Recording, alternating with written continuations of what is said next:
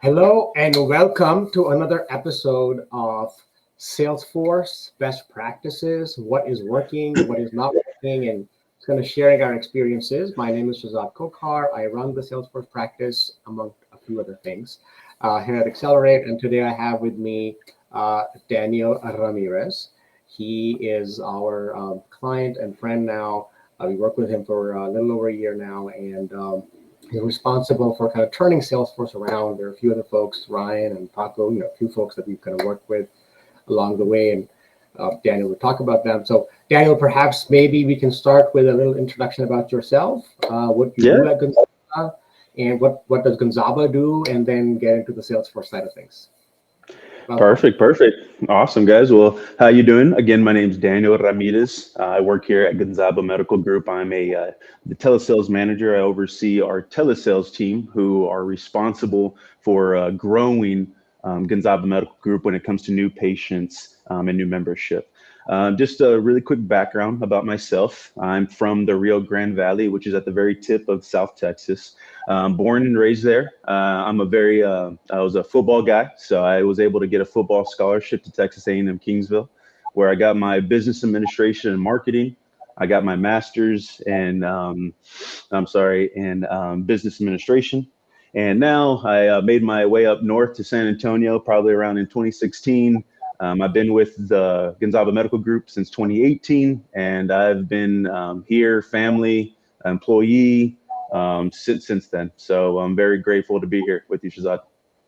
Amazing. And Amazing. and really quick, I'm so sorry. I know one of the other questions was, what is Gonzaba Medical Group? So Gonzaba Medical Group, we're a very coordinated care model, health or medical group here in San Antonio, Texas. We have about 9 locations, including urgent care, specialty. We have over 15 specialists ranging from all different types of specialty. We have 3 urgent cares here in San Antonio, Texas. And also, too, we have over 6 major insurances that we accept through the managed care program. So that's just a little bit about Gonzaba Medical Group. Yeah, phenomenal. Thank you. Yeah, so it's a sizable, chunk of business, and so Mhm. kind of getting into the meat of the conversation then. So tie for us, how does Salesforce, kind of tie into meeting or kind of, servicing the core business and the mission of Gonzaga? Yeah. The prior state to Salesforce, we acquired Salesforce in 2018, and the sole purpose of it was for sales. How can we drive sales? In this case, how can we drive growth, membership growth? We have a dedicated marketing team here at Gonzaba Medical Group to where we go out in the community. We are in the mix. We're in the community, talking to our demographic. And we're really trying to understand the patient's journey with Gonzaba Medical Group. And that's really where we saw Salesforce with Gonzaba. How can we how can we tailor track, the prospect's journey from prospect to later becoming a patient with Gonzaba Medical Group? And then therefore even going, a step further, how can we retain this patient? Are they happy with their care? Are they satisfied with their location, with their provider? Are they satisfied with their benefits? Even beyond that as well, we have a designated team who, unfortunately, if patients decide to leave Gonzaba, why did they leave Gonzaba? We're really interested in learning just, again, the patient's journey. And that was, again, the prior state with Salesforce. Again, we started in 2018 as sales driven. Now here in 2024, we've gone from 10 licenses to almost 80 licenses within our organization, ranging from patient experience, from marketing, social workers, GMG Foundation, which is something I'll get into later throughout the call. But we're really, again, to answer your initial question, with Salesforce and Gonzaba, we're really trying to create this unique model of a patient's journey from prospect to patient, and how can we retain them?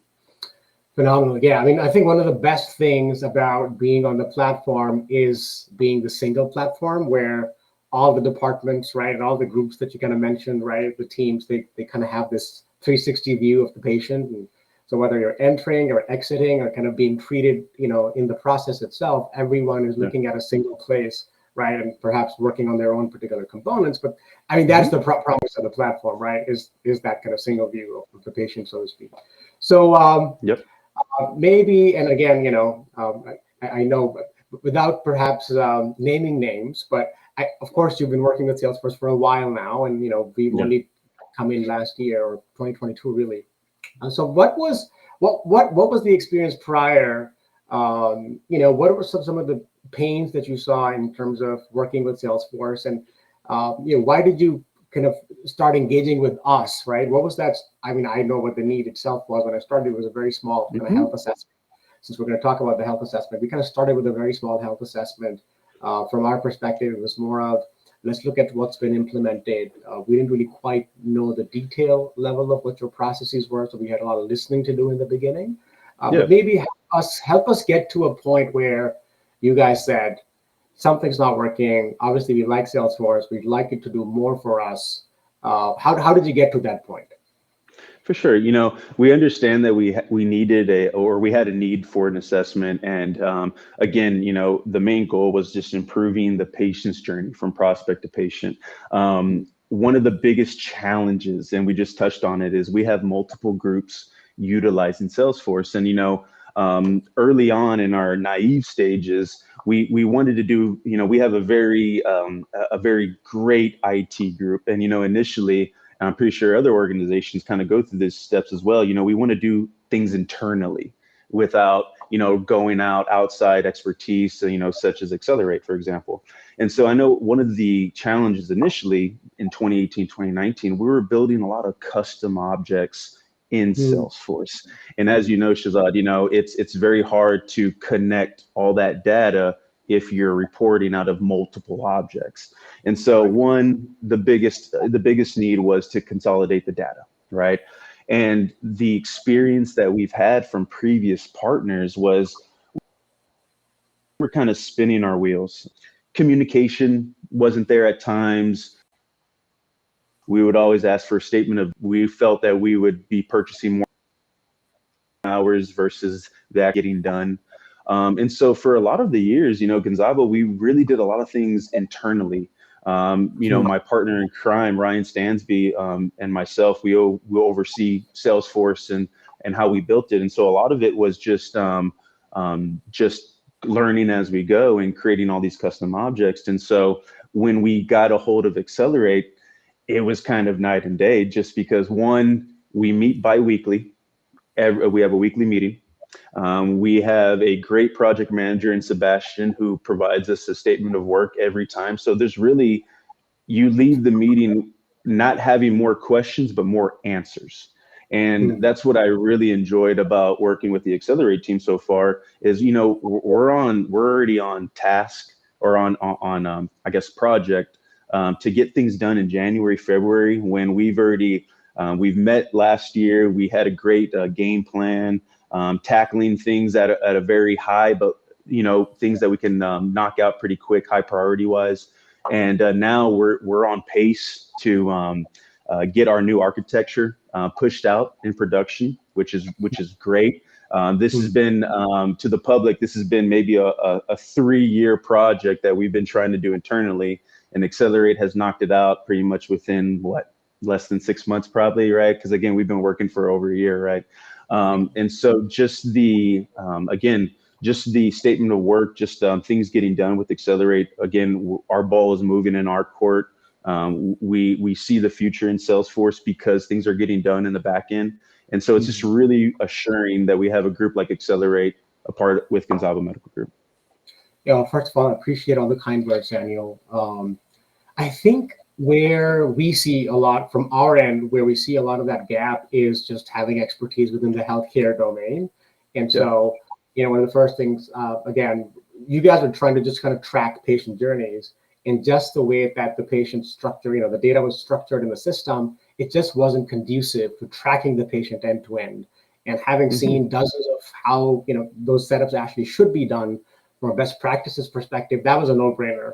Right, but I think that's a game changer, right, for Gonzaba. Big time. So it makes sense why a lot of that just all of a sudden seems magically working. It's because, you take the platform, you apply the domain knowledge, and now you have your synergies, right? And you kind of see the fruits, the fruits of your labor. Yeah. Maybe for the listeners, maybe talk about, not everything, as I know our to-do list is massive. Maybe talk about 2 or 3 changes that you think were most significant, that you think are going to help you, kind of moving forward, that were, maybe done one way, but that have been now updated to kind of reflect what the actual business process was, perhaps. Beautiful, beautiful. I can give you 3 too, Shazad. Okay. The very first one, which is probably which was our highest priority on our list, was consolidating the data. We had about 4 to 5 teams working out of 4 different objects. And so now we have everyone working out of one main object with multiple record types. And now we have Einstein Analytics, we have Tableau. So being able to work out of the opportunities objects, now we're really going to see those analytics show on the dashboards when it comes to trends, opportunities, what to look for, and things of that nature, right? And so consolidating the data was probably one of the biggest accomplishments. Again, we're meeting with Sebastian and team every week, and so I know we're going to be pushing that out, I believe maybe next week or in 2 weeks from now. So in early February, which is outstanding. The very second thing was removal of EA, Einstein Analytics, or the reduction of it. Early on last year, we had about 15 analytics licenses, and again, as with Salesforce, it's a cost for every license, right? And so we were able to reduce the cost with the Einstein Analytics licenses. We were able, again, consolidate the data. We have the right managers and directors with the licenses that they need for those dashboards. And again, those dashboards, it was very robust when it came to construction of the data flow and the data set. If anyone is familiar with that, Ryan and myself, we were the ones creating those data sets. And if anyone out there would know how you would connect 5 different objects into one data set, I give you all the credit to you as well, because that's exactly what we had to do as well. But again, now that we put everything in one object, it's going to be a lot easier when it comes to construction, the data set and data flow. But again, removal of the licenses. Now, the third thing was removal of our Salesforce Shield. We purchased Salesforce Shield, which was 30% of our contract. And it allowed us to, again, have some security measures in the back end when it comes to creating reports, or for example, if there's certain users within the organization that is extracting those reports, adding different columns, things of that nature, we're able to get email notification alerts in that nature. We could lock down certain page layouts, record types based on profiles, users, etc. And initially, we thought we needed to purchase an additional product just to have all these services. And thankfully, again, this is kudos to Accelirate, the knowledge and expertise behind Salesforce. They recommended, no, you actually don't need Salesforce Shield. We were able to do this internally. We could set up these preset security notifications that get sent out to certain users through Outlook. We could block off, certain fields based on profiles and things of that nature. So the removal of Salesforce Shield, that was the third, probably the biggest accomplishment to date. Okay. I think one of the key things there is appropriating what is needed where, right? Yeah. And so I actually connect the first 2 specifically and just kind of elaborate on that. So what happens, this is, because this is a pattern, right? When you have data architecture that's based on small decisions, in time and space, as opposed to the larger picture and looking at the larger process, this is very typical, right? So it's not just like one particular instance, like a Gonzaba challenge. This happens with most Salesforce organizations, where design is, like you create a solution for something that's short term, because best of minds, right? Smart people do this, but this is not what they do for a living, right? We obviously do this for a living.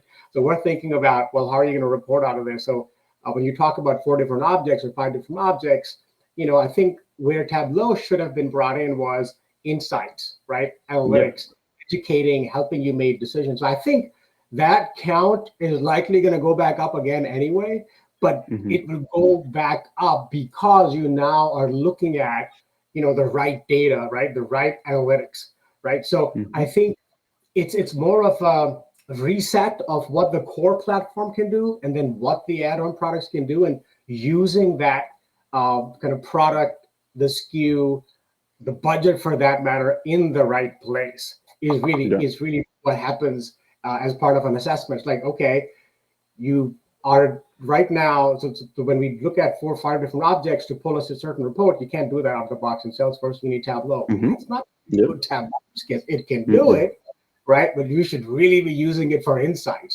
And so, yeah, I think when we talk about roadmap, one of the items on the roadmap is, okay, how can we actually start leveraging what else is out there for your advantage, not just to give you what the core platform should have done for you from day one, right? Mm. So I think that's kind of a learning in that process. Okay, well, thank you for sharing. I think that's Yeah. that's very insightful. It's also very candid, which obviously I appreciate. So in terms of kind of next steps, or Danny, anything, maybe talk a little bit about what the roadmap for 2024 looks like. Obviously, we've talked about some wins like data architecture, kind of license, making sense of where the licenses end up being. But what else from a functional perspective? Are you bringing in additional teams?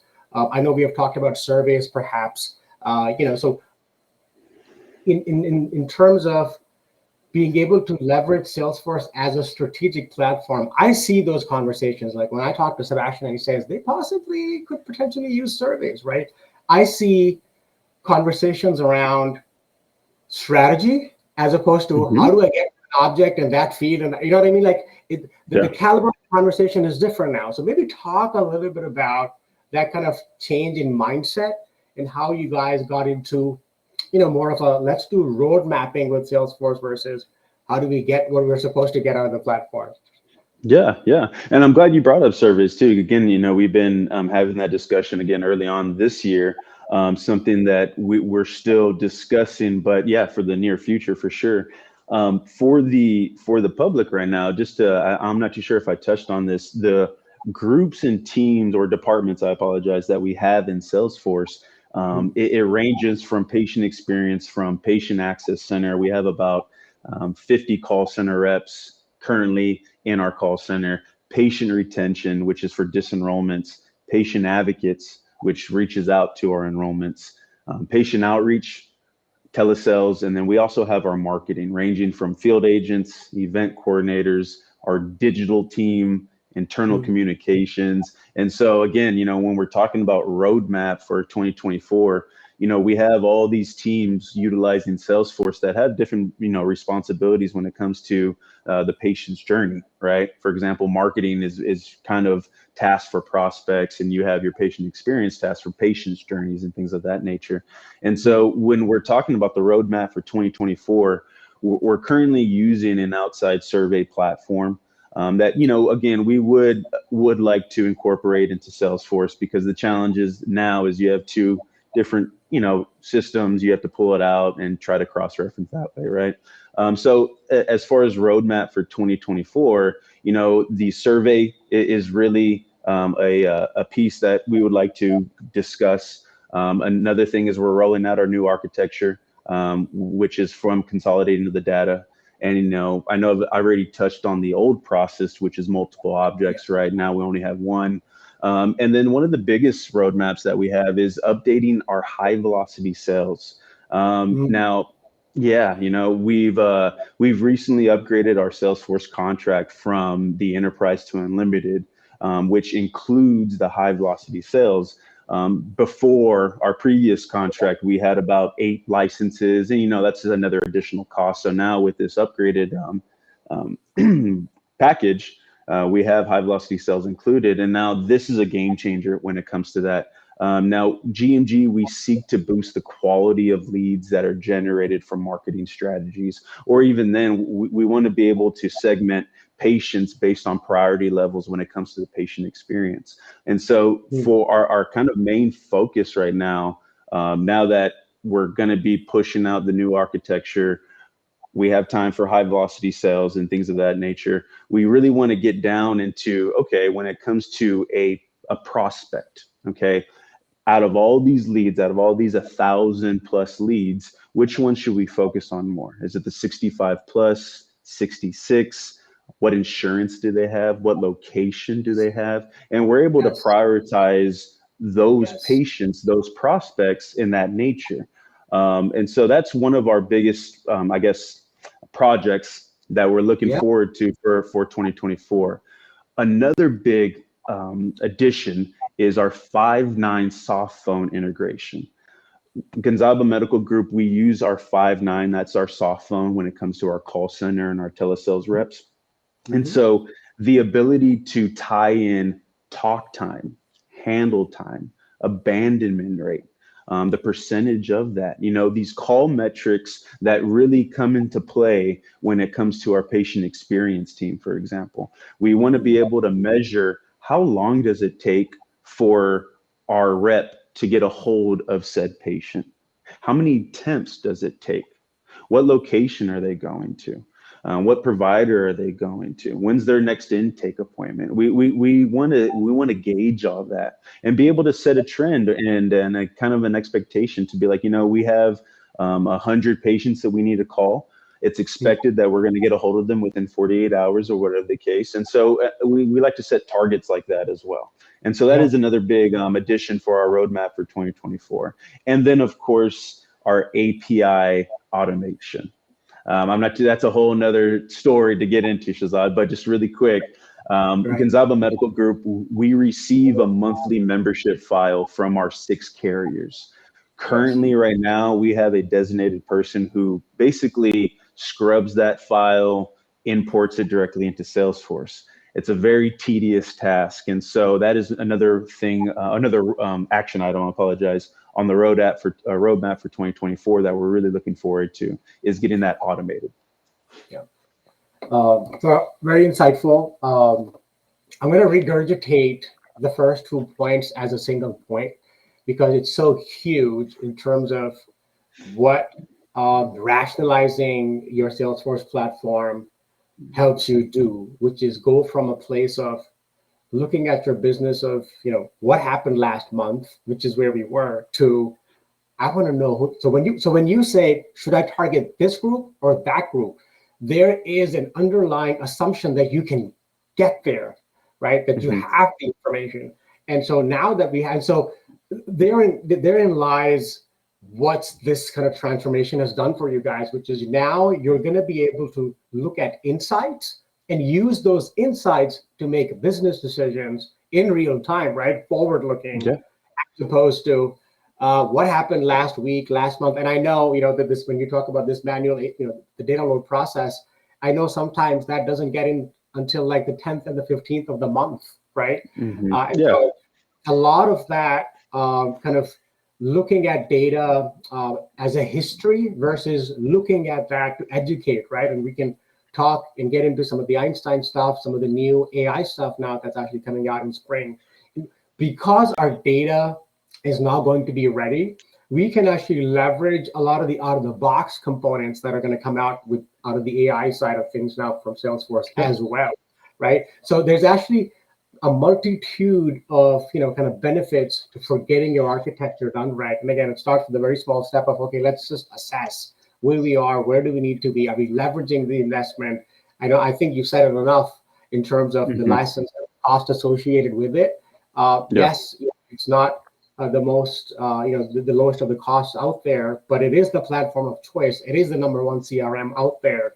And if you do leverage it, it will give you that return, right? And I think that's where you guys are getting at when you talk about the road 2024, right? So we work with the APIs. We get that process sorted out. We get into the analytics side of things where you guys can, start making some of these decisions, like you're saying, in real time and forward looking. So I think that's exciting. So maybe before I ask you for some, advice, right? I think one of the benefits that you have now is being on the other side is you're like, oh yeah, this is, of course it was possible and we did it. Perhaps we had to go through a few partners to get here, but we're here now. Maybe talk to us a little bit about working with Sebastian and the team and, what's your cadence like? So once the assessments, maybe talk a little bit about what was presented in the assessment, and then how has the working relationship kind of evolved from post-assessment into kind of our day-to-day operational stuff. Gotcha. One of the first, and then Shazad, just really quick, I might actually have to ask you for that question again, just because I just got Sebastian, so I'm just going to answer this first one initially, okay? What I really appreciated with you, with Sebastian and yourself, Shazad, was I believe this was kind of the first group that asked us what do we see, what do we see, I guess, in our future with Salesforce, right? What do we want out of Salesforce versus other groups basically saying, no, you need to use it this way. And I think that's what kind of turned us off initially from other groups was we have a very unique approach when it comes to healthcare. We have a very unique approach when it comes to our Salesforce. We definitely want it to be very coordinated, being able to track the journey. So, when we presented our our Salesforce, initially to the Accelirate team, it was very like, the eyes opened up and kind of like, oh man, there's so much opportunity to reconstruct everything. Exactly to your point, Shazad, we have Einstein, we have Tableau. How can we design our Salesforce so you can get on time, real time actions, right? And so I really appreciated that initially when we started this partnership was one, you actually listened versus telling us what we needed, right? And so I think that's what really kind of bridged our relationship initially together. So we assessed what we had, where we wanted to be as far as an organization and Salesforce. And then the assessment was very robust. I believe it was a 50-page document. We went through objects, we went through reports, we went through record types, page layouts, the whole object. And we appreciated that as well, recommending solutions internally versus, oh no, let's just purchase this product and it would take care of that. Oh, let's just purchase this product. A lot of our recommendations were done in-house by the Accelerate team, which we appreciate a lot. With those recommendations, we're actually to tailor our new contract for 2024 based on that, reducing of licenses, upgrading to the enterprise because we want to utilize high velocity sales, removing Salesforce Shield, right? Things of that nature. Now, the ongoing relationship has been very strong. We have a week, again, I know I mentioned this early on, we have a weekly meeting that we touch base on. And the thing that I love about it too is they're very minimal updates. They're very foreseeable actions that could actually get done. One of the things that we kind of came across early on in this journey was we would come across a consulting group and we would give them 10 different things because they said that they could do those 10 different things all in a week or two, right? And then we would follow up a week or two after, and nothing was getting done. There was no the communication wasn't there. It was really messy. And initially, within those bad experiences, I think that's why we kind of took charge in trying to build Salesforce internally within our own groups, right? And again, we tried, we attempted, and we got it to where we needed to be. But then Accelerate has really pushed that threshold. But again, at this point, Shazad, I have nothing bad to say about Accelerate. You have really gotten us to a place as an organization to how we want to utilize Salesforce. So, yeah, well, that's amazing. Thank you again. All right, so last question for you, and then if there's any audience questions, obviously we can take those. But maybe share maybe some advice. There's other folks like yourself that are in the process of maybe looking at what their current Salesforce environment is like. Maybe they're not doing what it's not doing for them what, like yourself, what it was supposed to be doing. What advice can you give them, right? From kind of having gone through the process. I would say the very first piece of advice would don't say yes to the first I guess meeting, right? So explore your options. Go to different consultant groups, do your research, A lot of our Salesforce upgrade or our contracts have, Trailhead and other capabilities where you could utilize services that way as well. And so I think early on, that's one of the things that we probably should have utilized more is our current services, and kind of naive to the fact that, hey, no, we don't have anything with our current contract. Let's just reach out to the next available candidate. And, again, explore your options. I'm in the sales game, right? So being able to, when we talk to patients over the phone, is we want to kind of tell them why we're the best medical group and things of that nature. And I know it's just our opinion, right? But no, we do have a very unique coordinated care model. And so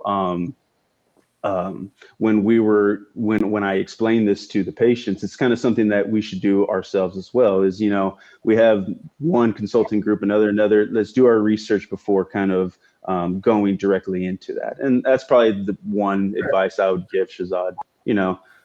Because other than that, like I've stressed again, we've built our Salesforce, very uniquely to where we want to understand, how long it takes a prospect to become a patient, how many events do they take, and so we've constructed our Salesforce a little differently. I would also say don't be humble enough to also say, hey, I don't know what I'm doing. That was another thing, my colleague and I probably should have done early on, is like, taking a few, longer to actually complete the work when, maybe we should have just reached out to this consulting group. It would have gotten done a little bit faster and things of that nature. So just doing your research. Yeah. Yeah, no, that's a really great point. I mean, I think it's so important, just like life in general, to work with people that you have synergy with, right? They understand you, you understand them. So yeah, I think that's great advice. I only have one question, which is more of a product question in the chat, which is, do you guys also use Marketing Cloud? And if not, how do you guys do the outreach? Got you. Great question. So currently we have Sales Cloud. And so when it comes to our outreach and things of that nature, our 5.9 soft phone, so for example, has us to do SMS capabilities. And so we're able to send out text blasts and things of that nature through our 5.9. We do have a 5.9 adapter that's integrated with our Salesforce. And so if we do want to pull reports on SMS and clicks and then all that stuff, we're able to do that as well. When it comes to surveys, we actually, and this is something that we wanted to talk about for the roadmap for 2024. So we currently have an outside platform when it comes to surveys.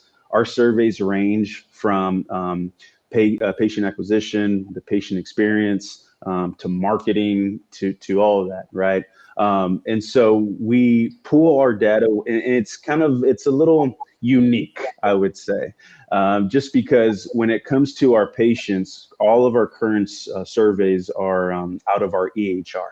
So we have a process in play to where every time a patient goes to their appointment and after their visit is closed, there is a trigger, which a survey, it's either a text or an email, gets sent out, and the patient is able to answer that based on the experience they had for that appointment. Now, that is one of the things that we actually wanted to tie into Salesforce at the moment. Now, one of the challenges is that process, a lot of clinical staff is in that current process. And with our current 80 licenses within Salesforce, they're all non-clinical employees. And so that is one of that is a future improvement that we would definitely would like to talk about in the future. But as of right now, we're still able to gauge surveys when it comes to patients' experiences and things of that nature. We also have, when it comes to our patient retention department, we send surveys to disenrollments that have left Gonzaba Medical Group, ranging from GMG caused, plan caused, NSR departures, which is, unfortunately, your deceased patients, things of that nature, patients that were unable to contact, right? So we have that as well. And then we also have, I would say, the only tactic out of Salesforce currently is with probably our marketing department. Our marketing utilizes Salesforce reports, everything that gets entered into Salesforce, and then we're able to send out surveys that way as well. or we're able to send postcards, emails, again, text blasts, and things of that nature too. Awesome. Yeah, it makes a lot of sense. And while you were answering, there's another question that popped up, so I'll share that with you. The question is, how do you build trust and maintain alignment internally with the goals you've discussed and what you're executing, right, on the Salesforce platform? Yeah, our motto here at Gonzaba Medical Group is como familia, right? So like family. And so, from our managers, right, even to our leaders, to our managers and beyond, we do take pride in our hiring system. We do take pride in individuals who want to be a part of this group, this team. And so it really starts there. You know what I mean? And of course, we do have security type of notifications within Salesforce just to monitor certain things. Of course, we don't want any non-user or user who doesn't have the authority to pull reports and things like that, right? So we do have field tracking. We have all that stuff. But also, too, when it comes to trust and things of that nature, we also utilize Chatter within our Salesforce, which is, a communication tool amongst users and teams within that Salesforce platform. We also have one-on-ones with our manager. Our managers do a great job. They have reports within Salesforce that gauges their activity. How frequently are they going to meetings? Are they following up with the correct agents? Are they following up with their patients? Things of that nature. So we actually have a lot of built-in reports, some built-in dashboards within Salesforce that helps our managers monitor that on the day-to-day ops. But again, when it comes to trust and that nature, it really stems back to the root, and it's just going back to when we hire, what we look for, what we seek in an employee, and that as well. So a lot of it is culture. Yeah, one of my favorite Drucker quotes is, culture eats strategy for breakfast, right? And so I think your short answer is that to build, kind of maintain alignment, in terms of this is what I want to do. And then you go talk to management and, kind of present to them. So it looks like you have a pretty frequent cadence with them. And then from a culture perspective, there's a culture of just open conversations, right? And you and I have talked about those three aspects, right? People, process, technology. And so technology almost always ends up being the last reason why something is not doing what it was supposed to do, right? A lot of times it's people in the process. And so I think if you have the people and the process part covered, you really do get a head start on the technology, right? Which is why I think we're able to create the kind of momentum that we've been able to create with our partnership. Great question. That would pretty much wrap it up, I think, for us, Daniel. I want to thank you for your time. I think this has been very insightful. I hope it's been insightful for folks that attended. Again, the health assessment is kind of it's a very small step. It's, usually takes 3-4 days, 5 days perhaps, but it can change the way you leverage the platform itself. So if you're looking to set something like that up, feel free to reach out. We'd love to be able to help you. Daniel, thank you very much, and I'm sure we'll speak soon. Thank you, guys. I'm honored for this opportunity, Shazad. I appreciate you. We'll talk soon. All right. Take care, guys. Bye-bye. Bye.